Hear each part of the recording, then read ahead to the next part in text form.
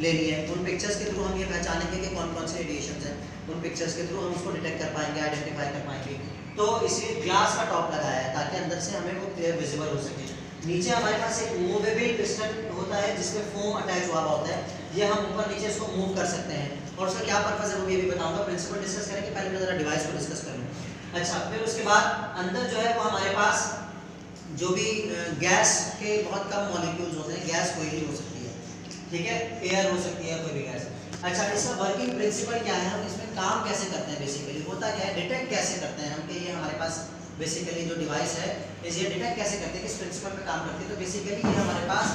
Condensed air जो है, condensed air उसके थ्रू, उसमें से condense saturated, super saturated condensed air होती है, सुपर सैचुरेटेड कंडेंस्ड, या आप ये कह लें कि वाटर, सॉरी एयर मैंने कह दिया, सुपर सैचुरेटेड कंडेंस्ड वाटर होता है। मतलब क्या हुआ कि इसके अंदर एयर और वाटर मिक्स हुए हैं, बेसिकली एयर और वाटर दोनों क्या हुए हैं, मिक्स हुए हैं। वो ऐसे मिक्स हुए हैं कि हमारे पास अगर जैसे आपने देखा सुबह सुबह के टाइम जो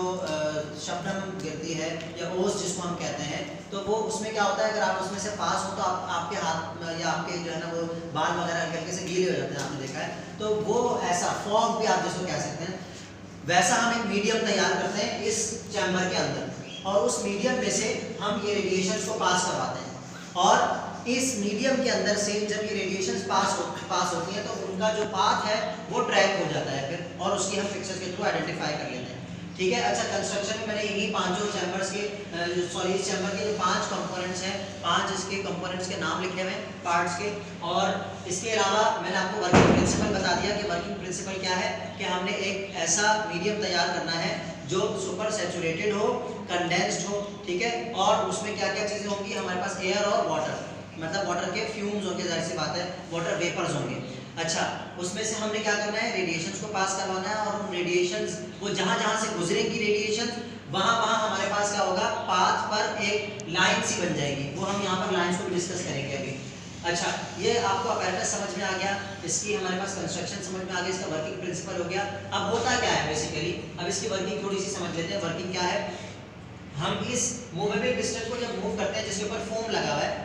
तो बेसिकली ये मूव करने पर क्या होता है कि इसके इस फॉर्म के अंदर हमारे पास ये फॉर्म आपने देखा है कि यहाँ पर फॉर्म सोल्ड विद वाटर और अल्कोहल, इसके अंदर वाटर या कोई भी, दोनों में से कोई भी ले सकते हैं आप, वाटर भी ले सकते हैं, अल्कोहल भी ले सकते हैं। तो आपने कोई भी एक कंपोनेंट लिया वाटर या अल्कोहल में से, और इसको जब आप मूव करते हैं इसके ऊपर, यहाँ पर इस जगह पर, यहाँ पर पहले से एयर मौजूद है, और जब आप मूव करके उसको वापस लेकर आते हैं, तो अब क्या हुआ, उस एयर ने इसके अंदर जो वाटर था उसको क्या कर लिया, अपने अंदर एब्जॉर्ब कर लिया, और हमारा वो जो रिक्वायर्ड मीडियम था वो तैयार हो गया। रिक्वायर्ड मीडियम तैयार होने के बाद हम यहाँ से विंडो को ओपन करते हैं, तो इस विंडो में से हमारे पास क्या होता है, इस विंडो में से हमारे पास ये रेडिएशन पास होती हैं। पास होने के बाद अब अल्फा, बीटा या गैमा 3 तरह की रेडिएशन हो सकती हैं, और हमें तीनों तरह की अलग तरह से, तीनों रेडिएशन अलग तरह से जो है वो लाइन शो करती हैं, बिहेवियर शो करती हैं, आप ये कह सकते हैं। और due to what reason they are showing different behaviours, तो due to the ionization power, difference in ionization power, क्योंकि इन तीनों रेडिएशंस की आयोनाइजेशन पावर अलग अलग है, इसीलिए ये तीनों अलग अलग तरह से आपको लाइन शो करेंगी यहाँ पर। अब जैसे ये मिसाल के तौर पर अल्फा पार्टिकल अगर है इस रेडिएशन में, जो कि हमने यहाँ पर कंपोनेंट रखा है, यानी कि रेडियोएक्टिव सब्सटेंस रखा है, उसके अंदर से अगर अल्फा रेडिएशन निकल रही है, तो क्या होगा, हमें स्ट्रेट लाइंस मिलेंगी। ये जो कैमरा पिक्चर्स लेगा ये स्ट्रेट लाइन शो करेगा, तो अगर यहाँ कैमरे की पिक्चर में स्ट्रेट लाइन और थिक लाइंस मिल रही हैं, इसका मतलब उस रेडियोएक्टिव एलिमेंट में अल्फा रेडिएशंस थी, ठीक है, अल्फा पार्टिकल्स थे। और ये क्यों है, क्योंकि इसकी आयनाइजेशन पावर बहुत ज़्यादा होती है, वो हम पहले डिस्कस कर चुके हैं पिछले चैप्टर में कि अल्फा पार्टिकल की आयनाइजेशन पावर क्यों ज़्यादा है, क्योंकि इसका मास बहुत ज़्यादा है। इसका मास कितना ज़्यादा है, इसका मास एक हीलियम के न्यूक्लियस के बराबर होता है, और हीलियम के न्यूक्लियस में 4 हमारे पास पार्टिकल होते हैं, 2 प्रोटॉन 2 न्यूट्रॉन, तो इसीलिए इतना हैवी पार्टिकल है, जबकि एक इलेक्ट्रॉन के बराबर होता है। ये बीटा पार्टिकल देखो, इसके मुकाबले में कितना इसका मास लाइट है, कि ये 4 पार्टिकल्स के बराबर है, 2 प्रोटॉन 2 न्यूट्रॉन, एक इलेक्ट्रॉन के बराबर है इसका मास। तो इसीलिए ये बहुत ज़्यादा आराम से यहाँ से पास होगा, और जब आराम से पास होगा तो हमें क्लियर विजिबल लाइंस मिलेंगी और थिक लाइंस मिलेंगी, क्योंकि वो बीच में से मास ज़्यादा होने की वजह से स्लो मूव कर रहा है, ठीक है। जबकि ये जो हमारे पास बीटा पार्टिकल्स है, इसकी थोड़ी सी स्कैटर्ड लाइंस मिलेंगी हमें, और वजह क्या है कि इसका मास इसके मुकाबले में कम है, तो ये आयनाइजेशन पावर, आयनाइजेशन पावर का मतलब होता है पावर ऑफ रिएक्शन, कि किसी भी दूसरे मॉलिक्यूल्स के साथ रिएक्ट कैसे करेगा। तो बेसिकली जब ये यहाँ से गुजरेगा तो एयर के जो पार्टिकल्स हैं उनको उनके इलेक्ट्रॉन्स के साथ ये रिएक्शन, मतलब ये तो रिएक्शन शुरू कर देगा,